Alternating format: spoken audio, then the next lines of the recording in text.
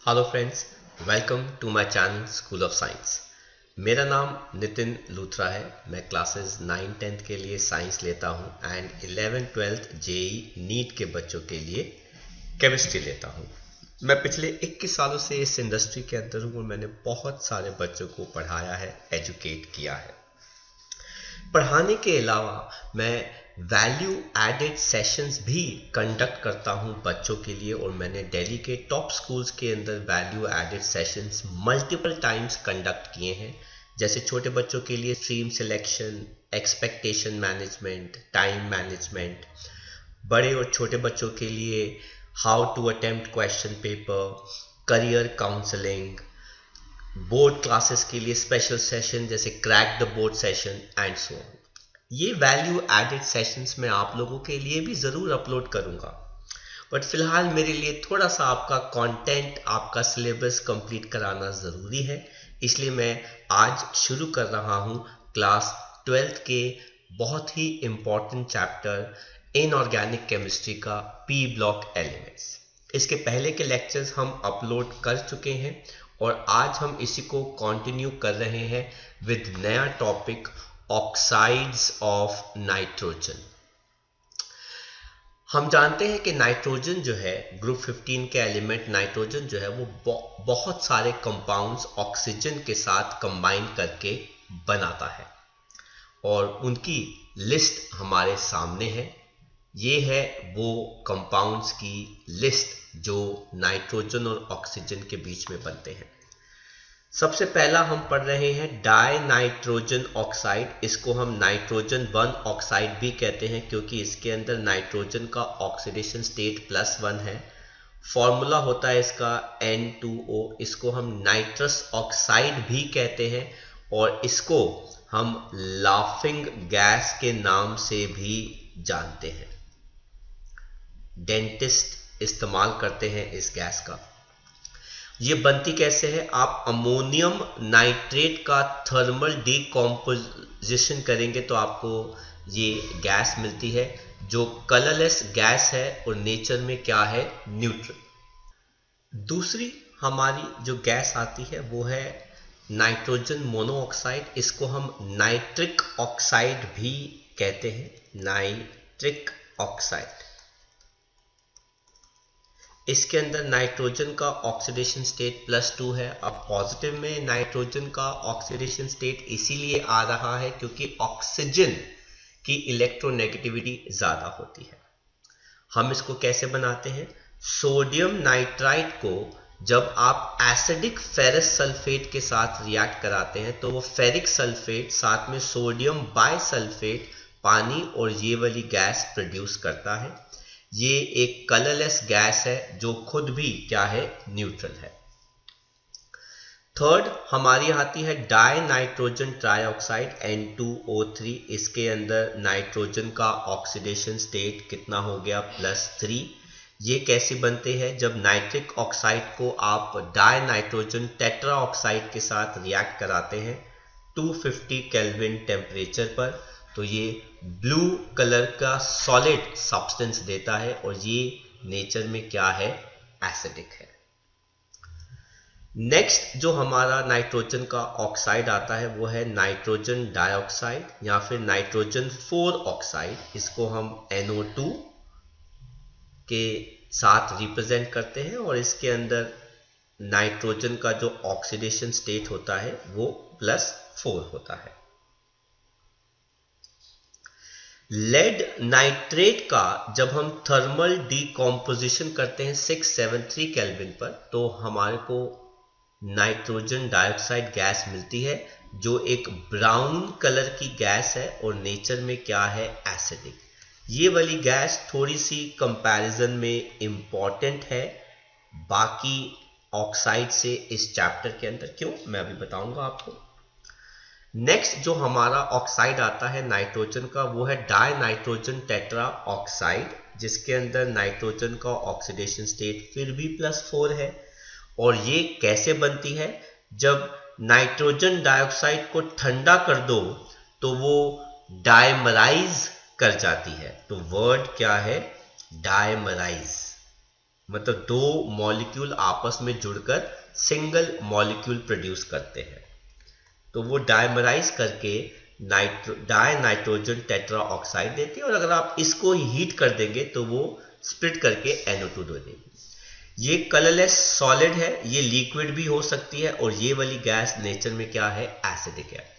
तो अगर आप देख सकते हैं NO2 जो ब्राउन कलर की होती है वो पड़े पड़े क्या हो जाती है, कलरलेस हो जाती है, क्योंकि वो डायमराइज कर जाती है।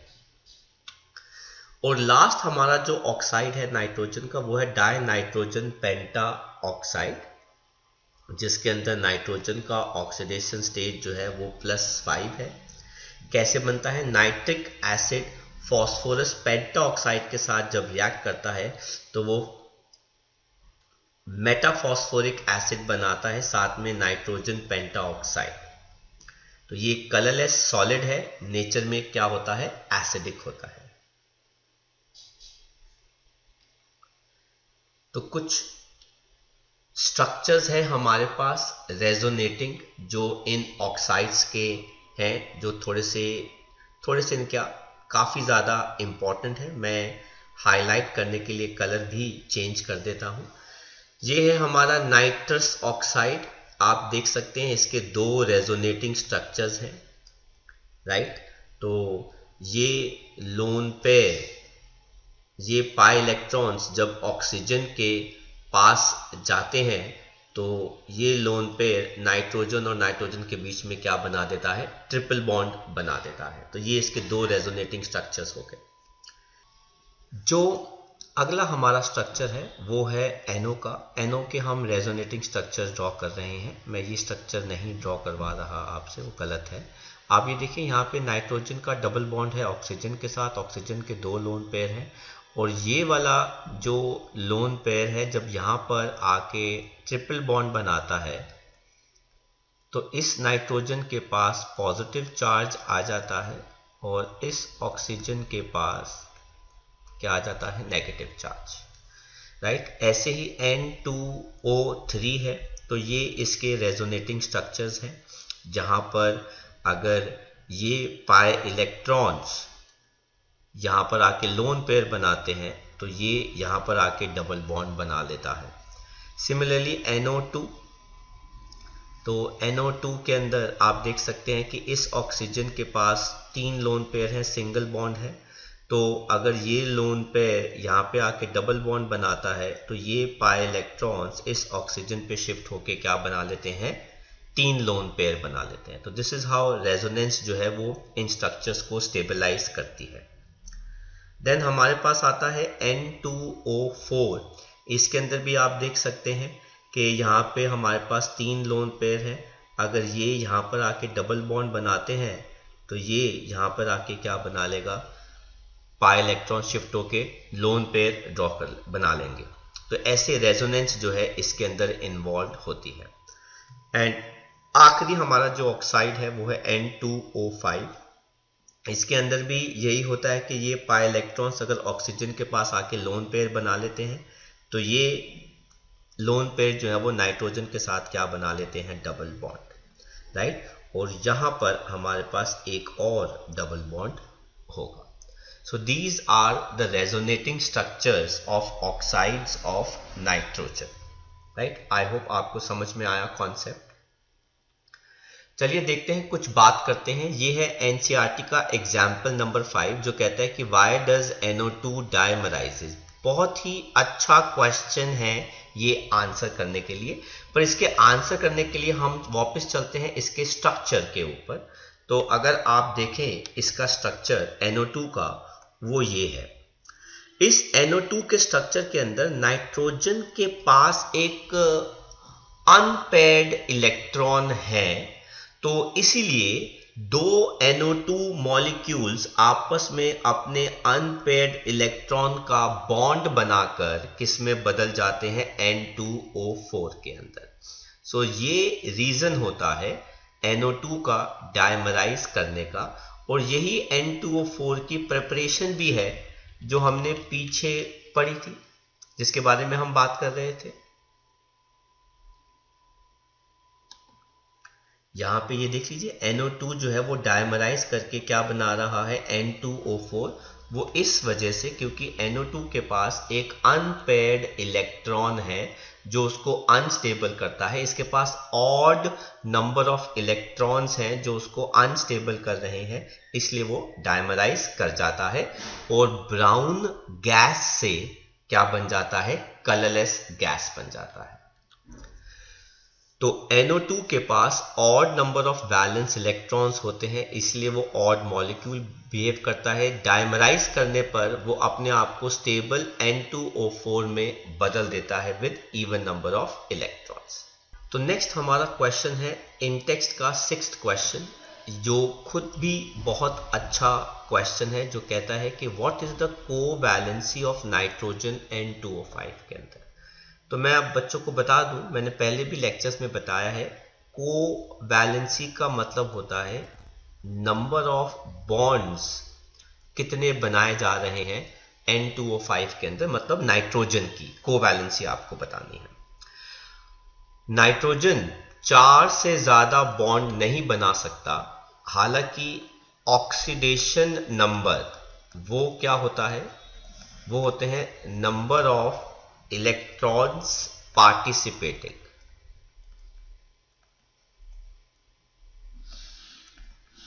नाइट्रोजन के जो नंबर ऑफ इलेक्ट्रॉन्स पार्टिसिपेट करते हैं वो बेशक 5 इलेक्ट्रॉन्स है, पर N2O5 के अंदर टोटल बॉन्ड नाइट्रोजन के कितने होते हैं, 4 होते हैं।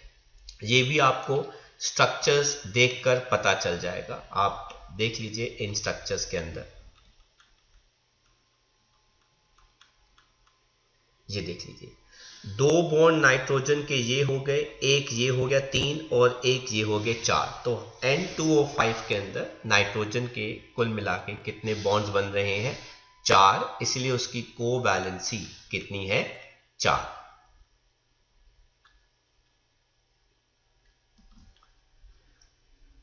नेक्स्ट हमारा जो कंपाउंड आता है वो है ग्रुप 15 से नाइट्रिक एसिड। ये काफी इंपॉर्टेंट एसिड है। कहते हैं नाइट्रोजन बड़े सारे ऑक्सो एसिड्स बनाता है। अब ऑक्सो एसिड का मतलब क्या होता है, जो भी सेंट्रल एटम है उसका एक डबल बॉन्ड ऑक्सीजन के साथ जरूर होना चाहिए, और इसके अलावा कम से कम नहीं तो एक नाइट्रोजन बॉन्ड OH जरूर होना चाहिए। तो ये ऑक्सो एसिड्स की मैंडेटरी कंडीशन होती है। और हमारे पास कौन कौन से एसिड्स हैं इसके अंदर, हाइपोनाइट्रस एसिड है, नाइट्रस एसिड है और नाइट्रिक एसिड है। तो ये ऑक्सो एसिड्स नाइट्रोजन बनाते हैं, और इसमें से हमने पढ़ना है nitric acid.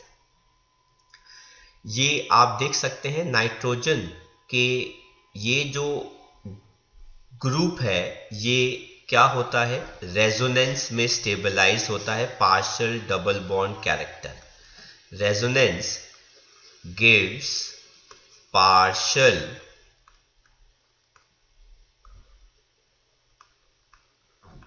Double bond character. तो नाइट्रिक एसिड के स्ट्रक्चर में ये वाला तो पार्शियल डबल बॉन्ड कैरेक्टर हो गया, इसलिए बॉन्ड लेंथ जो है वो क्या आ रही है, सेम दोनों की। पर ये वाली जो बॉन्ड लेंथ है ये इससे बड़ी है, और वो रीजन यही है कि NO2 वाला पार्ट जो ये वाला है वो पार्शियल डबल बॉन्ड कैरेक्टर के होने की वजह से स्मॉल है लेंथ के अंदर, और जो दूसरा जो नाइट्रोजन और ऑक्सीजन का बॉन्ड है उसमें ऐसा कोई भी रेजोनेंस इन्वॉल्व नहीं है। बात करते हैं प्रिपरेशन की, लैब प्रिपरेशन। आप सोडियम नाइट्रेट को सल्फ्यूरिक एसिड के साथ रिएक्ट कराएंगे तो यहां से H पॉजिटिव का डिस्प्लेस होगा और यहां से NO3 चला जाएगा, तो ये हमें क्या दे देंगे, HNO3। जो बच गया वो क्या आ जाएगा, Na पॉजिटिव, और ये आ जाएगा बायसल्फेट HSO4 माइनस, जो क्या बना रहे हैं, सोडियम बायसल्फेट। जो नेक्स्ट हमारी लार्ज स्केल प्रोडक्शन आती है वो है ऑसवाल्ड प्रोसेस, जिसके अंदर हम कैटालिटिक ऑक्सीडेशन करते हैं अमोनिया का बाय एटमॉस्फेरिक ऑक्सीजन। तो आप देख सकते हैं अमोनिया को हमने ऑक्सीडाइज किया तो from air in presence of platinum या rhodium gauze as a catalyst at 500 kelvin temperature and 9 bar pressure, तो हमको नाइट्रिक ऑक्साइड गैस मिलती है अलोंग विद वाटर। इस नाइट्रिक ऑक्साइड का हम फर्दर ऑक्सीडेशन कर देते हैं तो हमें नाइट्रोजन डाइऑक्साइड गैस मिलती है, और नाइट्रोजन डाइऑक्साइड गैस को जब हम धीरे धीरे पानी में डिसॉल्व करते हैं तो हमको नाइट्रिक एसिड साथ में नाइट्रिक ऑक्साइड गैस रिलीज होती है, मिलती है। जितनी भी नाइट्रिक ऑक्साइड इस गैस में हमें मिलती है हम उसको रिसाइकिल कर देते हैं, और एक्वस HNO3 जो हमको मिलता है उसको डिस्टिलेशन से हम 68% कॉन्सेंट्रेट कर देते हैं। लेकिन अगर हम धीरे धीरे उसको कॉन्क H2SO4 में पास करें तो उसका डिहाइड्रेशन हो जाएगा, तो हमें 98% तक कॉन्क HNO3 मिल सकता है, राइट। बात करते हैं इसकी प्रॉपर्टीज की। ये एक कलरलेस लिक्विड होती है और लैब के अंदर 68% बाय मास इसकी कॉन्सेंट्रेशन इस्तेमाल की जाती है। डेंसिटी इसकी 1.5 ग्राम पर ml है। ये एक प्लेनर मॉलिक्यूल है गैसियस स्टेट में, जो भी हमने पढ़ा। ये स्ट्रॉन्ग एसिड है लेकिन एक्वस मीडियम के अंदर क्योंकि रिलीज होके H पॉजिटिव आयन देता है, हाइड्रोनियम आयन रिलीज करता है, तो ये क्या हो गया, एसिडिक इन नेचर। ये ऑक्सीडाइजिंग एजेंट है क्योंकि ये नेसेंट ऑक्सीजन रिलीज करता है तो दूसरों से इलेक्ट्रॉन लॉस कराता है, इलेक्ट्रॉन लॉस बाय अदर्स, और खुद ये एसिड इलेक्ट्रॉन्स क्या करता है, गेन, क्योंकि इसके अंदर नाइट्रोजन का ऑक्सीडेशन स्टेट काफी ज्यादा है +5। तो आप देख सकते हैं conc HNO3 nascent oxygen liberate करता है, चाहे वो डाइल्यूट भी हो वो भी नेसेंट ऑक्सीजन लिबरेट करता है। और कितना ये नेसेंट ऑक्सीजन लिबरेट करेगा वो डिपेंड करता है कॉन्सेंट्रेशन पर, टेम्परेचर पर, और किस एलिमेंट के साथ इसका रिएक्शन हो रहा है। बात करते हैं रिएक्शंस मेटल के साथ। आप देखिए कॉपर का ऑक्सीडेशन स्टेट कितना है, 0। इससे इसने 2 इलेक्ट्रॉन्स क्या करा लिए, लूज, और खुद नाइट्रोजन क्या है +5, और इलेक्ट्रॉन क्या कर रहा है, गेन, और क्या बना रहा है, नाइट्रिक ऑक्साइड। तो खुद इलेक्ट्रॉन गेन कर रहा है और कॉपर को लूज करा रहा है। कॉन्सेंट्रेटेड फॉर्म के अंदर भी ये कॉपर से इलेक्ट्रॉन 2 लूज कराता है और खुद इलेक्ट्रॉन गेन करता है, बट क्या बनाता है कॉन्सेंट्रेटेड फॉर्म के अंदर, नाइट्रोजन डाइऑक्साइड, और डाइल्यूट फॉर्म के अंदर ये क्या बनाता है, नाइट्रिक ऑक्साइड। ऐसे ही जिंक के साथ इसका रिएक्शन है, तो जिंक के साथ भी ये इलेक्ट्रॉन लूज कराता है डाइल्यूट फॉर्म के अंदर, और खुद इलेक्ट्रॉन गेन करता है और क्या बनाता है, नाइट्रस ऑक्साइड। तो यहां पर उसका ऑक्साइड जो है वो बदल गया।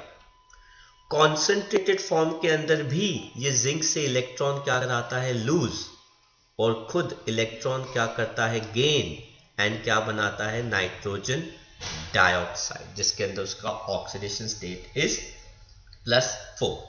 तो दूसरों से इलेक्ट्रॉन लूज करा रहा है, खुद इलेक्ट्रॉन क्या कर रहा है, गेन, इसलिए ये एक ऑक्सीडाइजिंग एजेंट है। अच्छा,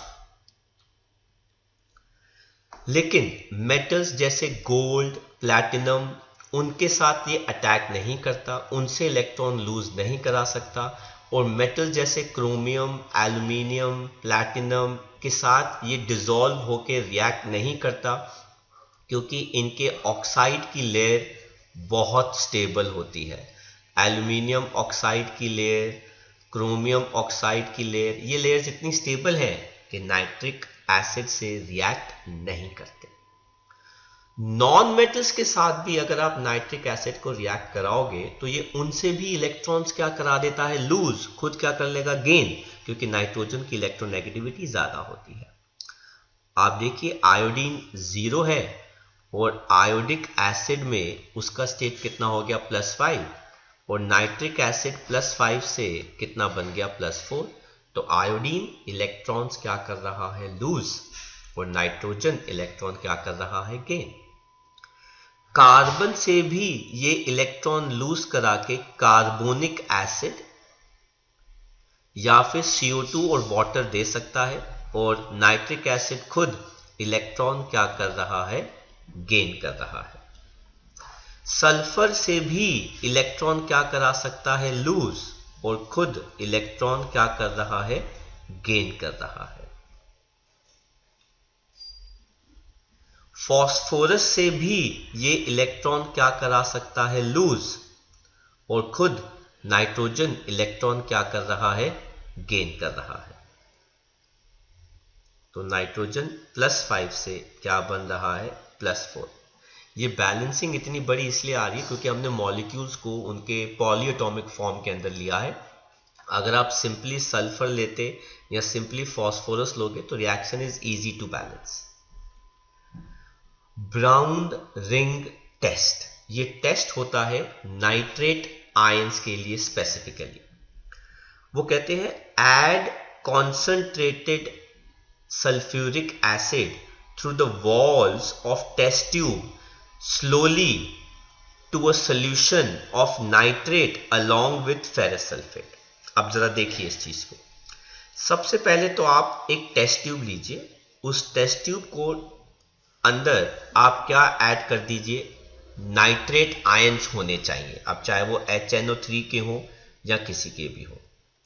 तो इसके अंदर नाइट्रेट आयंस होने चाहिए HNO3-, साथ में इसके अंदर सॉल्यूशन होना चाहिए फेरस सल्फेट का और आप इसके अंदर क्या ऐड करेंगे स्लोली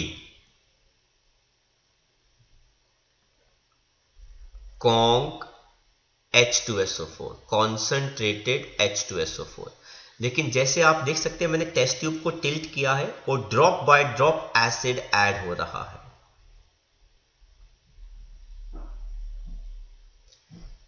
ड्रॉप बाय ड्रॉप जो है हम एसिड को क्या कर रहे हैं ऐड कर रहे हैं, क्योंकि आप डायरेक्ट एसिड को मत ऐड कीजिएगा क्योंकि रिएक्शन विगरस होती है तो टेस्ट ट्यूब ब्रेक कर सकती है और सॉल्यूशन स्प्लैश हो सकता है और सही हमारा टेस्ट नहीं आएगा। जैसे ही कॉन्सेंट्रेटेड एसिड इस मिक्सचर के पास जाएगा इनके बीच में एक रिंग बन जाती है जो ब्राउन कलर की होती है। कहते हैं appearance of dark brown ring at the junction, जहां पे दो लेयर्स मीट करती हैं वो नाइट्रेट आयंस का क्या शो करती है प्रेजेंस, क्योंकि फेरस रिड्यूस करता है नाइट्रेट आयंस को NO के अंदर जो फिर फेरस के साथ रिएक्ट करके ब्राउन कॉम्प्लेक्स बनाते हैं।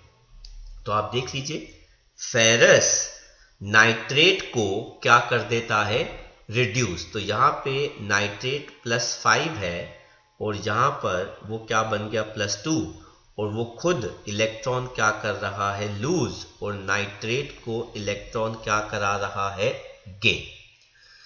और जैसे ही ये NO बना, ये NO उसी बचे कुचे फेरस के साथ रिएक्ट करके ठीक है क्या बनाता है एक ब्राउन कॉम्प्लेक्स जो ये वाला होता है। तो अगर मैं आपको उस रिंग को दिखाऊं तो आप देख सकते हैं कि ये है वो ब्राउन रिंग जिसकी वजह से हम नाइट्रेट आयंस की फॉर्मेशन को टेस्ट कर सकते हैं। राइट, आई होप आपको brown ring test nitrate ions का समझ में आया। तो इस पे क्वेश्चन जो है वो बन जाते हैं कि भाई आयरन का इसके अंदर ऑक्सीडेशन स्टेट क्या है, तो पर्पसली इसके अंदर आयरन का ऑक्सीडेशन स्टेट जो है वो कितना रहता है +2, पर कुछ लोग कहते हैं कि वो +1 होता है क्योंकि NO जो है उस पर चार्ज क्या होता है पॉजिटिव होता है। तो ये अभी थोड़ा सा कॉन्ट्रडिक्शन चलता है, सम सेज की आयरन पे +2 होता है और सम सेज की आयरन पे +1 होता है और NO पे पॉजिटिव चार्ज आ जाता है कॉम्प्लेक्स का। तो थोड़ा सा यहाँ पे एक वेरिएशन है। राइट। तो आई होप आपको ब्राउन रिंग टेस्ट समझ में आया। तो हम बात करते हैं यूजेस की। ये मैन्युफैक्चर के लिए यूज़ किया जाता है फॉर अमोनियम नाइट्रेट, जो फर्टिलाइज़र बनाने में काम आता है, और अदर नाइट्रेट्स, एक्सप्लोजिव और पायरोटेक्निक्स में काम आता है। ये नाइट्रोग्लिसरीन की प्रिपरेशन में काम आता है। ट्राई नाइट्रोटोलुइन, जिसको हम TNT कहते हैं, उसमें काम आता है। Organic compounds, pickling of stainless steel, etching of metals और रॉकेट फ्यूल के अंदर एज एन ऑक्सीडाइजर इस्तेमाल किया जाता है। तो आई होप आपको हमारा आज का ये छोटा सा लेक्चर, जिसके अंदर हमने नाइट्रोजन के ऑक्साइड्स और नाइट्रिक एसिड पढ़ा, सिंपल लैंग्वेज में समझ में आया। अगर समझ में आया तो इसको लाइक करना मत भूलिएगा। आप इन लेक्चर्स को अपने फ्रेंड्स के साथ भी ज़रूर शेयर कीजिए, ताकि वो भी इस कंटेंट को स्ट्रॉन्ग, बेटर बना सके, अपने नोट्स, अपनी नॉलेज को पी ब्लॉक चैप्टर्स में इनहैंस कर सके। और अगर आपका कोई भी डाउट है, कोई प्रॉब्लम है किसी टॉपिक, चैप्टर, क्वेश्चन को रिलेटेड, तो आप प्लीज़ मुझे लिख सकते हैं, कॉल कर सकते हैं, टेक्स्ट कर सकते हैं। मैं ज़रूर आपकी हेल्प करूँगा। अगर मुझे उसके लिए कोई लेक्चर भी बनाना पड़े तो मैं ज़रूर बनाऊँगा। इसके अलावा जिन बच्चों ने मेरे चैनल को सब्सक्राइब नहीं किया, आप सब्सक्राइब कर लीजिए, ताकि आपको रेगुलर अपडेट्स और नोटिफिकेशन इस चैप्टर के और बाकी के चैप्टर्स के मिलते रहे। इनफैक्ट आपके लिए बेनिफिट ये है कि आप 11th के लेक्चर्स को भी स्टडी कर सकते हैं, ताकि आप अपने पिछले कॉन्सेप्ट को स्ट्रॉन्ग बना सके। हम बहुत ही जल्दी अपना अगला लेक्चर भी अपलोड करने वाले हैं। Till then, you take care, study hard, and bye-bye from School of Science.